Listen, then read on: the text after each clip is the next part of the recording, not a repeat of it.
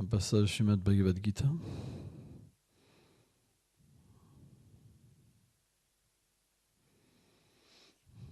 Chapitre 3, verset 5. Naikachit kshanam api jatum tishtam karmadakrit karyatim yhajvashakarmam sarva prakrita jayangunae. Personne ne peut demeurer inactif, ne serait-ce que pour un instant. Tout le monde est contraint d'agir selon sa nature acquise, au contact des modes de la nature matérielle. Commentaire. Selon Srila Ramanujacharya, aucun être vivant qui vit dans le monde matériel ne peut rester inactif, même pour un instant.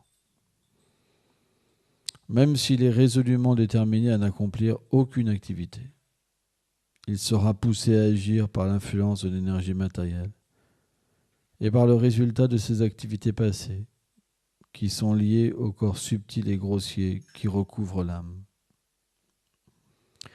Aussi, Srila Vijvacharya Thakur enseigne-t-il que ceux qui ont adopté la voie du renoncement, alors que leur cœur était encore impur, deviennent absorbés dans des activités matérielles et abandonnent le devoir qui leur est prescrit dans les écritures védiques. C'est pour cette raison que le Seigneur énonce ce verset, anticipant la question d'Arjuna. Donc voici la question. Par l'acceptation du sannyas, la voie du renoncement, est-ce qu'une personne doit cesser d'accomplir les activités prescrites dans les Védas ou les activités qui sont reliées au monde matériel? Le Seigneur répond, Karyate, étant liée par force, par sa propre nature, elle doit agir. Om Agyanati Milandasya Kyanam Janam Shalakaya Shakshu Lameditam Jenatais Me Shigula Venama Namam Vishnu Padaya Golanga Plestaya Lupini Shri Bhakti Vibudaya Bevanete Namne Namam Vishnu Padaya Gola Plestaya Bhutale Shrimad Bhakti Plomodaya Poli Goswamiti Namne Namam Vishnu Padaya Krishna Plestaya Bhutale Shrimate Bhaktivedanta Swamiti Namine Nam Vishnu Padaya Krishna Pestaya Bhutale Shrimate Bhakti Plagan Keshava Goswamiti Namine Nam Vishnu Padaya Krishna Pestaya Bhutale Shrimate Bhakti Daita Madhava Goswamiti Namine Nam Vishnu Padaya Krishna Pestaya Bhutale Shrimate Bhakti Rashaka Shiladev Goswamiti Namine Nam Vishnu Padaya Krishna Pestaya Bhutale Shrimate Bhakti Silanta Sarasvati Namine Jai Shri Brahmadva Kuja Sarasvat Sampadaya ki jai.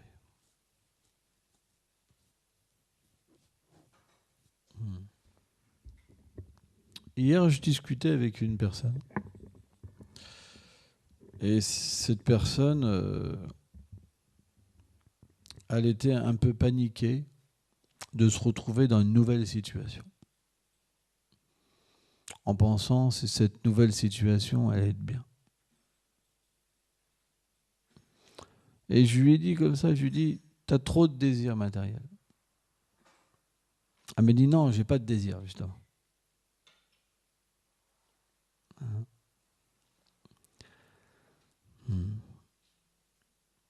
Mais pourquoi on n'accepte pas une situation? C'est simplement parce qu'on a des désirs.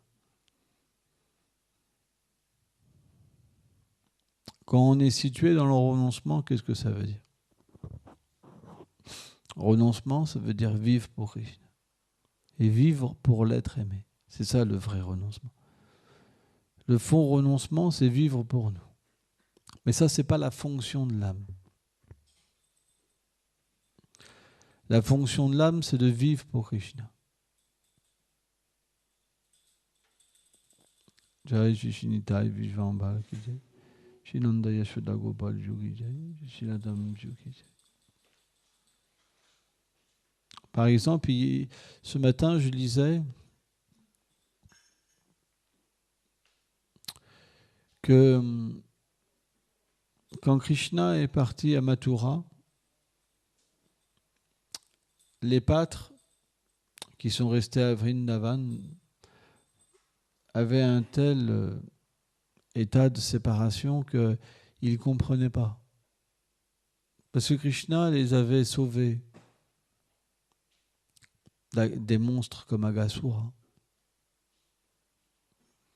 Hein, comme il avait avalé le feu de forêt. Par exemple, une fois, les pâtres se sont vus entourés d'un feu de forêt. C'est un démon qui avait allumé en fait toute la forêt. Et les pâtres, ils se sont vus mourir, donc ils ont fermé les yeux. Et pendant qu'ils fermaient les yeux, Krishna a absorbé tout le feu en fait. Un énorme feu de forêt, il faut voir, c'est impressionnant un feu de forêt. En ce moment, au Portugal, il y a eu des incendies énormes, il y a eu des morts et tout, où les gens se sont trouvés en fait coincés en voiture dans l'incendie. Ah ouais, c'est incroyable, hein, ça va vite. Hein. Ils traversaient une route, on voit toutes les voitures cramées, quoi. Les gens ont péri dedans, quoi. Et donc les pâtres se sont vus véritablement emprisonnés par le feu. Et Krishna a absorbé tout le feu. Et après, il a remis à la vie chaque pâtre. Alors c'est une façon de parler, parce que ses amis sont éternels. Mais les pâtres, ils étaient dans ce raisonnement-là. Tu nous as sauvés tellement de fois. On a mis toute notre foi en toi, tu es notre vie, tu es notre âme, et maintenant tu es parti. Et donc les pâtres, ils avaient différents symptômes extatiques de séparation, comme leur corps devenait brûlant, mais brûlant, par exemple. Donc c'est ça l'amour. L'amour préma, ça veut dire que l'objet de notre amour est éveillé et que c'est notre seule fonction. On ne peut pas vivre sans Krishna. Avant, on est une âme conditionnée. Qu'est-ce que fait l'âme conditionnée ? Comme cette fonction de l'âme existe en elle, mais que c'est recouvert, elle retrouve la même chose avec un homme, avec une femme, avec un chien, avec un chat, avec ceci, cela. Et donc, dans cette condition, l'être qui est perdu, il cherche le bonheur, désespérément. Mais le bonheur auquel il aspire, c'est simplement ce qui existe, c'est un peu de paix dans ce monde. Et automatiquement, il essaye de construire une situation où il va croire qu'il va se sentir bien. Mais ce n'est pas possible. C'est l'échec. La seule situation où on peut se sentir bien, c'est une situation où on crée le service de dévotion. Que le service de dévotion peut se manifester dans notre vie, qu'on puisse parler sur Krishna. Si on doit faire des communautés, c'est pour parler sur Krishna, pas pour Prajalper. Si par exemple vous vivez ensemble, mais que vous parlez de n'importe quoi, ça ne durera pas. Et donc on voit naturellement les jeunes dévots qui n'ont pas l'habitude de parler sur Krishna, qui n'ont pas l'habitude de servir Krishna, ils ont peur. Parce qu'ils ne savent pas ce qui va se passer. Parce qu'eux-mêmes, c'est un état de conflit chez eux. Parce qu'il n'y a pas Krishna.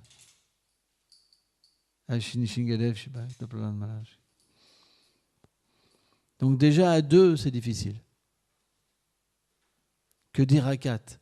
Que dire à 5 ? Que dire à 10 ? Que dire à 20 ?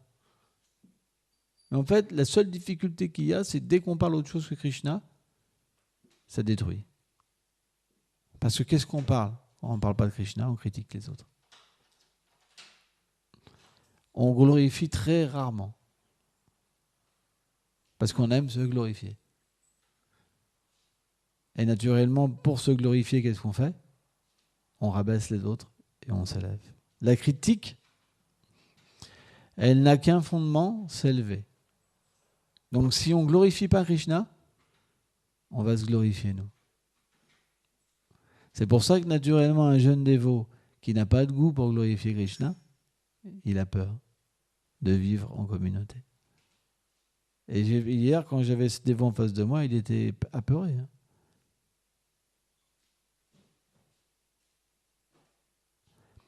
Donc, si vous voulez réussir à vivre ensemble, il faut mettre Krishna au centre. Ça ne marchera pas dans ça.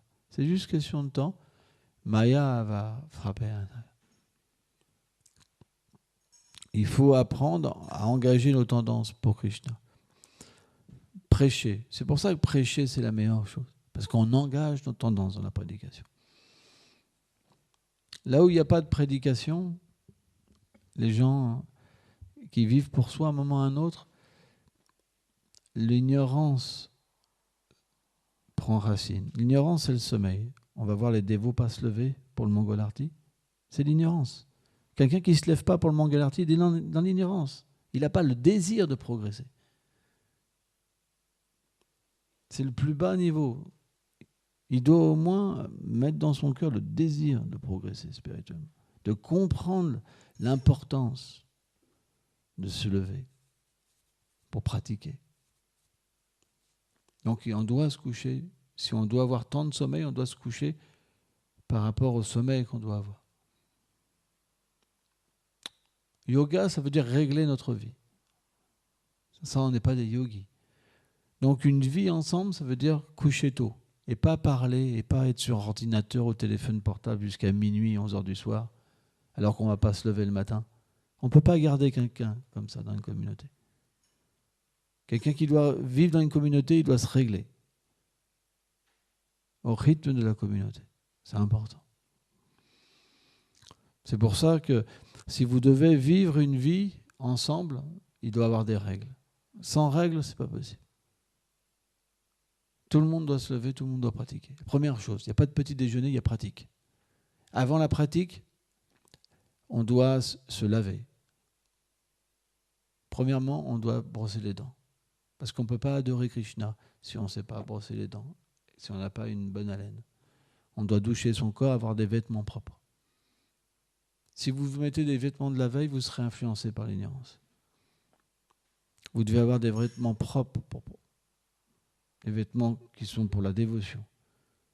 Avoir une salle pour Krishna, pour pratiquer ensemble. Sans ça, c'est juste la gratification des sens. Si vous êtes juste là pour être heureux, vous vous perdez dans l'illusion. Le bonheur ne peut pas être acquis de cette manière-là.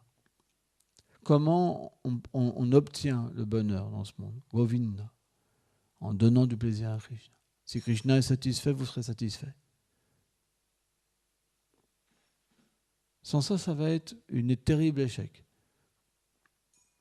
C'est pour ça, quand j'ai vu cette personne avoir peur, j'ai vu qu'elle n'avait rien compris. Parce que c'est des jeunes dévots. Simplement, ils travaillent. Ils n'ont même pas le temps d'apprendre. Et le seul moment où ils ont pour apprendre, ils prajalpent. Ils parlent de n'importe quoi. En fait, les dévots, ils devraient passer au moins une journée de temps en temps ici pour apprendre. La vie spirituelle, un rythme. C'est important. Et étudier. Il faut tous les jours étudier. Si on ne connaît pas la philosophie, on ne pourra pas utiliser notre temps correctement. Notre temps, c'est penser à Krishna, servir Krishna, parler de Krishna, donner Krishna, apprendre aux autres sur Krishna. Chaitanya Mahaprabhu, à Nityananda, il a dit, tous ceux que tu rencontres, chante-leur les noms de Krishna, apprends-leur sur Krishna, donne-leur Krishna. C'est l'ordre de Mahaprabhu. C'est pour ça qu'un Gaudiya Vaishnava, c'est naturellement un prédicateur. Sans ça, ce n'est pas un Gaudiya. Parce que Mahaprabhu, il a donné cet ordre à Nitai. Et Nitai, c'est le Guru Tattva. Guru Tattva, ça veut dire quoi? Celui qui enseigne. ça veut dire disciple? C'est celui qui prend l'enseignement. Et c'est celui-là qui le donne, qui devient lui-même le gourou après. Vous comprenez? Donc, puisque Chaitanya Mahaprabhu a ordonné à Nitai, on devrait être tous dans cette situation. Mais en fait, on est extrêmement faible. Parce que dès qu'on voit quelqu'un, on n'arrive pas à le faire. Et parce qu'on est faible, qu'est-ce qu'on fait? On critique ceux qui ont la force en disant c'est des fanatiques. La vérité, c'est que c'est la vérité. Parce que c'est l'ordre de Mahaprabhu. On ne peut pas critiquer des frères qui font l'ordre de Mahaprabhu en disant « Oh là là, c'est pas adapté, ça va griller tout le monde. » etc. Alors bien sûr, il y a un moyen de le faire. Mais il y a l'extrême dans l'autre sens aussi. C'est que finalement, on ne fait plus rien pour les autres. Aucun livre est distribué, aucun prashadam est distribué, aucun harinam n'est accompli. La vérité, c'est qu'on devrait faire des harinam tous les jours. Mais parce qu'on est avec des gens qui ont d'autres activités, parce que dans ce monde, en fait, les gens passent leur temps à chercher de l'argent. Alors automatiquement, les activités peuvent pas se faire. Mais qu'est-ce qui se passe? Tout le monde est malheureux. Quand on fait harinam, on est heureux. C'est vrai. Quand on chante dans la rue, on est heureux. Vrai ou pas? Mais quand on arrête de chanter, quand on arrête de donner, nos problèmes reviennent. Vrai ou pas? Mais pourtant, tout le monde le voit. Il y en a même qui viennent jamais. C'est vrai. Mais on voit qu'ils ne progressent pas spirituellement. Ça fait 10 ans, 15 ans que quelqu'un pratique, il n'a fait aucun progrès spirituel. Aucun. Il y en a même qui régressent. Parce qu'avec la mauvaise association, tout l'enthousiasme spirituel qu'on a redevient recouvert de nouveau. C'est pour ça que chez Lupa Goswami, il met un accent spécial à nous avertir de rejeter la mauvaise association et de rechercher la bonne association.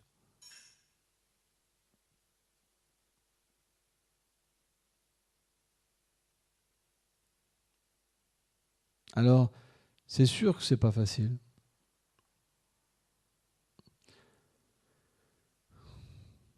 Parce qu'il y a deux sortes d'êtres vivants. Ceux qui règlent leur vie selon les Écritures et ceux qui vivent selon leurs sentiments.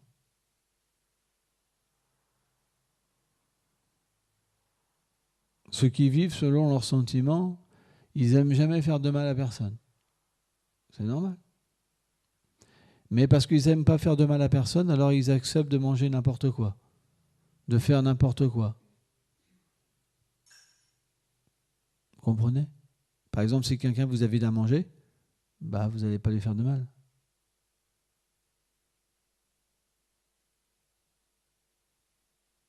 Et qu'est-ce que dit Krishna dans la Bhagavad Gita? Il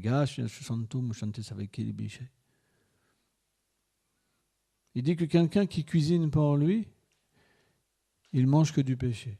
Mais celui qui cuisine pour le Seigneur suprême et qui offre cette nourriture, il se libère du péché. Par exemple, un exemple avec la nourriture. Donc, si on est un sentimentaliste, on va se dire, cette règle-là, elle ne doit pas être correcte parce qu'elle ne peut pas s'appliquer. Parce que là, je vais faire du mal. Mais on fait du mal à qui? Qui est l'être vivant? C'est pour ça qu'on a besoin des Écritures. C'est l'âme ou ce que la personne croit être. On fait de mal à personne en faisant ça. Parce que l'âme ne peut pas recevoir de mal. Elle est antimatière. C'est ça le problème du sentimentalisme. c'est qu'on confond tout et à un moment ou à un autre, on est perdu. Pourquoi on est perdu? Parce qu'on verra le mal dans les Écritures. Et à un moment, on n'aura plus de refuge. Ni dans le gourou, ni dans les Écritures, dans les sadhus. Et on vague sur le mental, sentimental, la mer du mental. C'est pour ça qu'il n'y a pas le choix. Si vous n'axez pas votre vie sur les Écritures, vous êtes perdu. À un moment ou à un autre, vous quitterez la voie. Ce ne sera pas possible. Si dû à des vies passées, vous avez des actes de vertu, ça pourra plus ou moins aller. Parce que vous serez poussé, vos sentiments seront quand même plus ou moins en accord. Mais pas complètement. Vous ne pourrez pas progresser complètement. Mais si vous n'avez pas assez de sukriti des vies passées, vous ne resterez pas longtemps. Quelqu'un qui a de la sukriti, lui, naturellement, quand il pense à quelque chose, il analyse à travers les Écritures. Même plus que ça, il pense. Ses pensées sont les Écritures. Acharya, on dit, il y a deux sortes de Bhagavatam. Le livre et la personne. Le livre, ça représente Krishna, littéraire, Radharani. Et la personne Bhagavat, c'est le pur dévot, qui simplement vit en lui le Bhagavatam.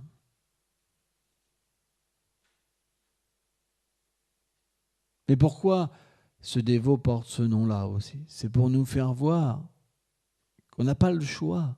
Si on veut devenir libre de conditions matérielles, on doit véritablement penser à travers les Écritures. Qu'est-ce que c'est un brahmana? Même un brahmana, c'est la vertu. Un brahmana, c'est quelqu'un qui voit tout par rapport aux Écritures. Il voit le brahman partout, la vérité dans toute chose. C'est ça un brahmana. Ça, c'est la vertu. Mais un Vaishnav, c'est nirguna, au-delà encore de la vertu. C'est pour ça que Bhaktisiddhanta, à un moment, il avait tous les brahmanas contre lui. Et donc, il y a eu une rencontre entre les brahmanas. Et donc, Bhaktivinoda Thakur devait donc y assister. Il a envoyé son fils qui était malade. Et Bimal Prashad, donc, a expliqué que le Vaishnav, c'est supérieur encore au Brahman.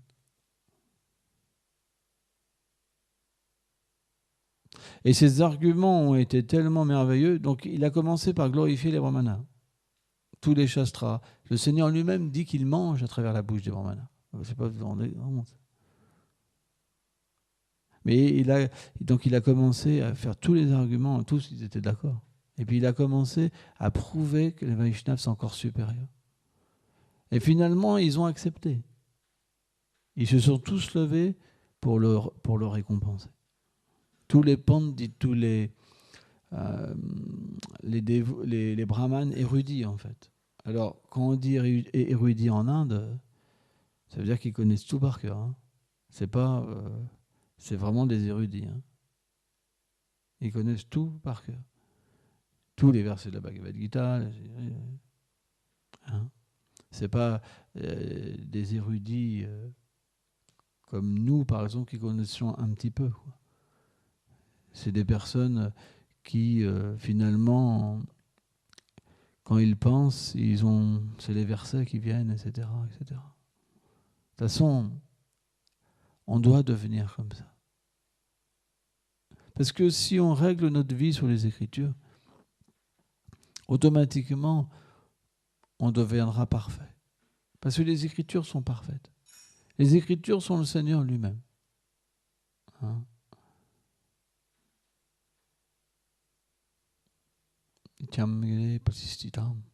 Le Seigneur est éternellement situé dans ses Écritures. C'est pourquoi, naturellement, la foi dans les Écritures, ça fait apparaître le Seigneur dans notre cœur.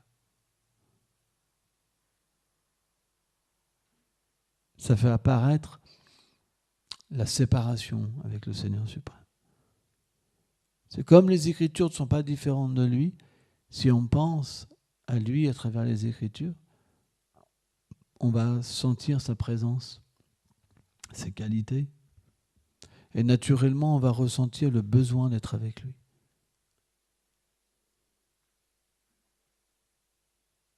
C'est pour ça qu'on doit étudier. Quelqu'un qui n'étudie pas, moi je vois certains dévots que je connais depuis 15 ans, par exemple, parce qu'ils n'étudient pas, ils sont simplement que vers leurs sentiments. Même quand ils parlent de Krishna, ils parlent d'eux-mêmes. J'ai vu des dévots donner des classes, c'est toujours leur conclusion, c'est jamais la conclusion des écritures ou des acharyas. C'est jamais authentique quand ils parlent. Et leur vie, elle n'est pas authentique non plus. Donc le renoncement, comme parle Krishna dans ce verset, qu'est-ce que c'est le véritable renoncement? C'est de comprendre qu'on sera obligé d'agir. Parce que l'âme qui est conditionnée par la nature matérielle, elle est obligée de parler, obligée de manger, obligée de penser. Vishvacharya Thakur explique que les 3 gunas, c'est pas qu'ils rentrent dans l'âme, parce que les 3 gunas sont matériels. Mais ils influencent le corps subtil. Et le corps subtil, naturellement, comme il est lié très proche de l'âme, il recouvre les fonctions de l'âme et emporte l'être vivant dans une conception illusoire de l'existence. Donc pour atteindre la vertu, qui est le plus favorable des gunas, on doit naturellement baser notre vie sur les Écritures. Parce que la vertu, ça veut dire servir le Seigneur suprême. Sans ça, ce n'est pas la vertu. La vertu est liée au Seigneur suprême. Parce que Vishnu, par exemple, dans la Trinité, ce qu'ils appellent la Trinité, Brahma, Vishnu et Shiva, celui qui représente la vertu, le mainteneur, c'est Vishnu. Brahma, c'est la passion, et Shiva, c'est l'ignorance.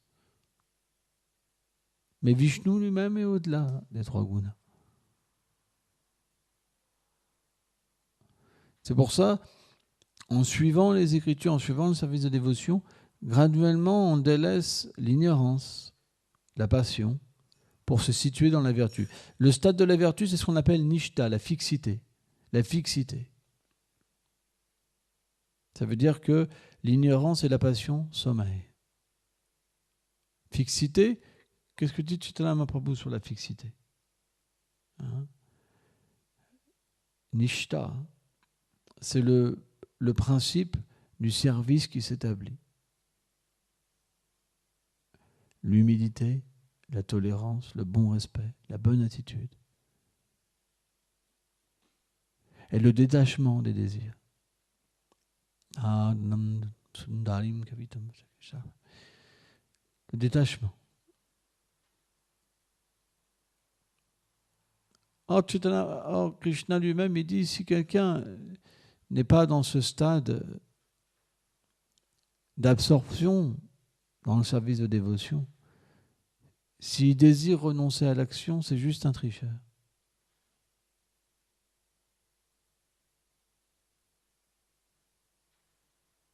On doit apprendre à agir pour Krishna. On a besoin des dévots pour apprendre à agir. Celui qui n'aime pas apprendre, celui qui n'aime pas se faire reprendre, il n'a aucune chance de progresser. Il y a plein de dévots comme ça. Dès qu'on leur fait une réflexion, c'est fini. Ils veulent s'en aller. Mais Krishna doit venir nous aider pour nous permettre de progresser. On a besoin de gens qui viennent nous aider. Et Krishna, dans un état immature de la dévotion, il ne peut pas venir lui-même.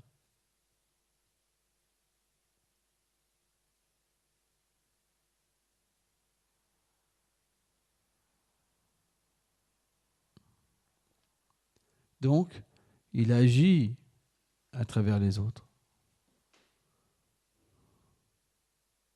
C'est pourquoi un Vaishnava, quand il commence à être situé dans la vertu, la première chose, c'est qu'il commence à voir que le Seigneur l'aide à travers les autres. Ça, c'est la plateforme de la vertu. Il commence à voir que le Seigneur l'aide. Il commence à voir que son environnement, c'est le Seigneur lui-même, en fait, qui s'exprime pour l'aider. Ça, c'est le principe de la vertu. Avant, c'est la passion. Passion, ça veut dire respect. Passion, ça veut dire que quand l'environnement vient à vous, vous ne le reconnaissez pas. Vous voulez le contrôler. Quand j'ai entendu ce dévot me dire, il voulait le contrôler. Il voulait revenir en arrière. Je ne sais pas si ça va être bien, si on va bien s'entendre. La passion. Vous comprenez ? Passion et ignorance. Celui qui est situé dans la vertu, il a abandonné. Les symptômes de la voie de l'abandon commencent à se manifester dans la vertu. Mais pas dans la passion et l'ignorance. Parce que passion, ça veut dire contrôle. Je ne sais pas. La peur, l'anxiété. Vertu, ça veut dire confiance, foi, abandon, qui mûrit graduellement jusqu'à atteindre près.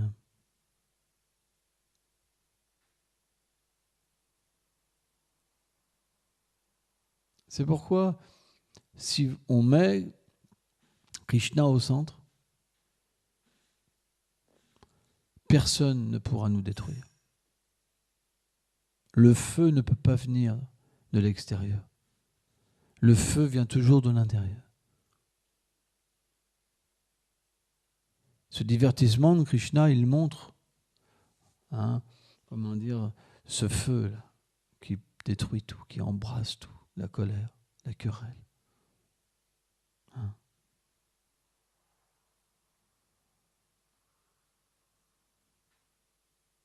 Mais il montre aussi que Krishna peut tout enlever et nous sauver si on prend refuge de lui.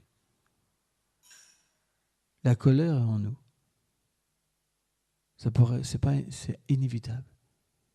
Dans une troupe de personnes qui ne sont pas pures, la colère est présente dans chacun et peut s'allumer comme ça. Juste une parole, juste un regard.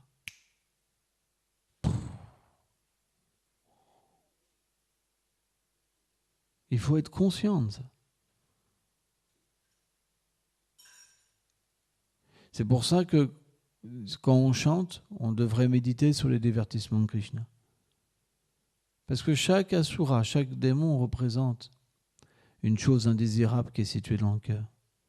Et si on médite sur ces divertissements, on verra graduellement notre concupiscence, notre colère, notre envie, notre avidité, notre folie, notre illusion s'en aller. C'est très scientifique. Dans le Krishna Samhita, Bhaktivinoda Thakur, ou le Chitinakshi Samhita, je ne me rappelle plus, le Bhaktivinoda Thakur, il explique quels sont tel ou tel démon. Pour comprendre. Par exemple, Putana, cette double personnalité qui est en nous. Tu vas bien. Putana, c'était une terrible ogre qui aimait manger les enfants. Elle s'était maquillée, elle s'était transformée à une femme si belle que quand les personnes qui habitaient à Vraj, quand ils l'ont vue rentrer, ils ont cru que c'était la déesse de la fortune. Vous vous rendez compte ? La beauté que Putana avait pris, Putana, elle était horrible. Une démone horrible. Elle s'était transformée dans une personne si belle que les gopis, elles n'ont même pas pu, l'empêcher d'entrer dans la demeure d'un Maharaj. Même Mère Yashoda, héroïnie, quand ils ont vu Putana, elles ont cru que c'était la déesse de la fortune, elle-même venue voir Krishna. Je ne sais pas si vous voyez. Même, et tout le monde l'a regardé, tout le monde était captivé par sa beauté. Donc Putana, elle personnifie cette chose qu'on a en nous, de faire voir quelque chose à l'extérieur, alors qu'on a complètement autre chose à l'intérieur. Donc quand on parle de Putana, quand on entend sur Putana, quand on chante en pensant à ce divertissement où Krishna a tué la démon Putana, alors on peut se libérer de cette tendance-là.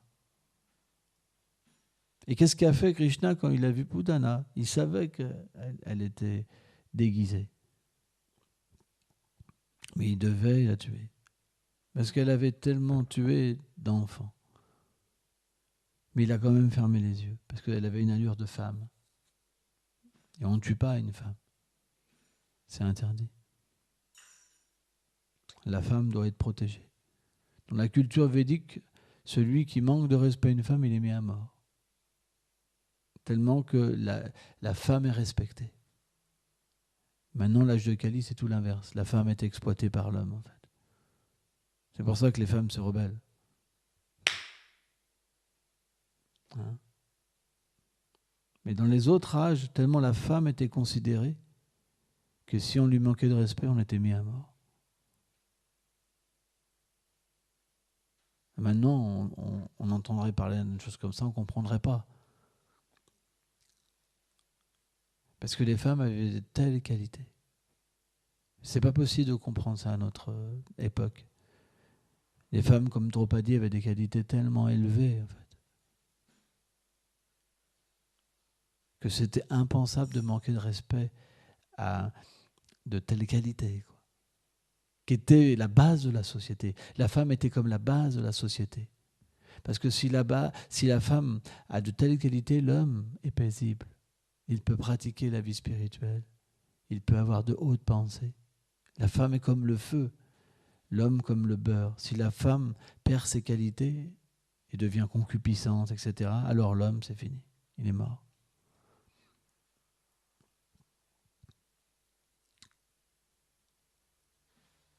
Donc, quand Putana est venue, Krishna a fermé les yeux.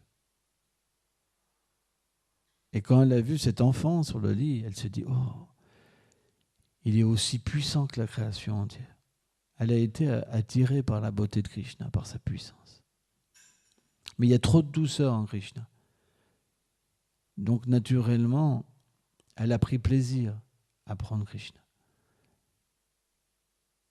À défaire sa poitrine, elle avait mis du poison dessus et lui donnait la tétée. Mais qu'est-ce qu'a fait Krishna? Krishna a accepté en fait sa poitrine. Il a bu tout le poison, il a commencé à aspirer sa vie. Et là, Putana a commencé à transpirer. Elle a commencé à vouloir retirer Krishna.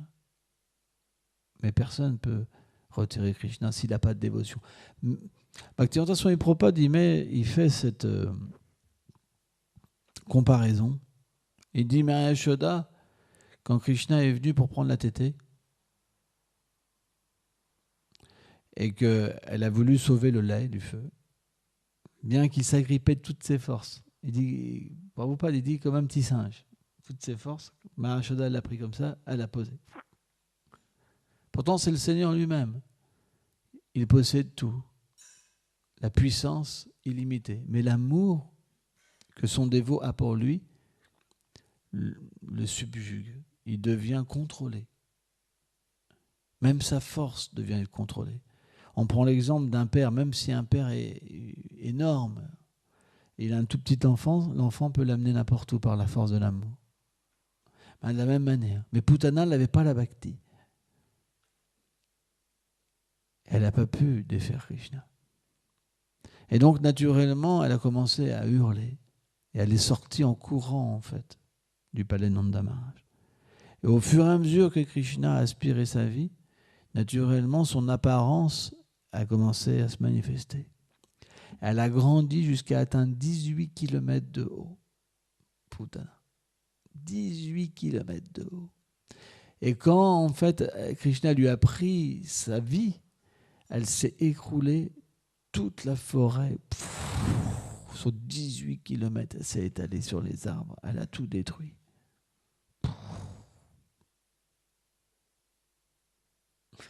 Et là, naturellement, Mahashoda, Rohini, tous les pâtres ont cru que Krishna était mort. Mais quand ils ont été voir cette démon horrible, parce que c'était terrifiant son corps,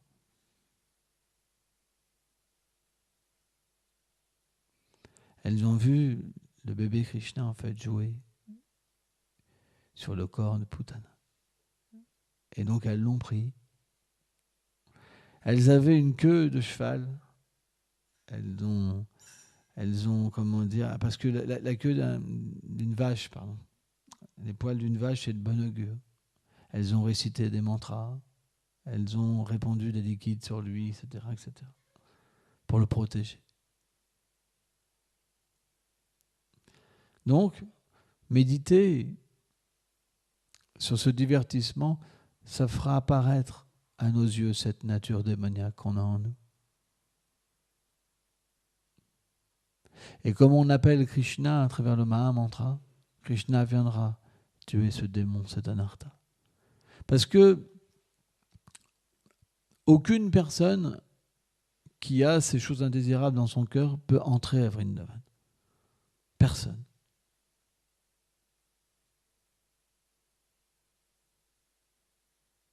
Personne ne peut entrer à Vrindavan. C'est pour ça que Krishna, en fait, a fait tous ces divertissements. Une des raisons aussi, c'est pour nous pouvoir nous libérer de tous ces démons qu'on a en nous-mêmes. C'est pour ça que ces divertissements sont importants. On pourrait se dire, mais c'est bizarre. Moi, quand j'étais jeune dévot, je disais, par exemple, les histoires de Krishna, et je disais, wow, tu vois, je m'attendais à un truc super sweet, super doux, des histoires belles, et puis c'est que des démons qui sont tués. Je trouvais ça un peu étrange. Et ça ne m'attirait pas forcément. Mais on doit comprendre pourquoi tous ces démons sont là. Et qu'est-ce qu'ils représentent? Et pourquoi Krishna les tue? Parce qu'en vérité, Krishna, à travers toutes ces histoires, il nettoie notre cœur aussi. Et il rend notre cœur comme Vrindavan pour y habiter éternellement et nous introduire dans ces divertissements éternels. C'est très important à comprendre. Le chant doit avoir un support. Si on chante sans support, il n'y a pas de goût. On va pleurer, dit mais mince, comment ça se fait? Krishna est parti. Mais on voit les périodes qu'on a comme ça sans goût, c'est parce qu'il n'y a pas de support. On ne médite pas sur Krishna. Et donc automatiquement, le goût s'en va. Parce qu'il n'y a pas de méditation. Puisqu'il n'y a pas de méditation, qu'est-ce qui se passe? Le sommeil vient. On peut même avoir de la colère pendant qu'on chante. Se souvenir de choses mauvaises. Hein? C'est pourquoi on doit avoir un support dans notre méditation. Ok, merci beaucoup.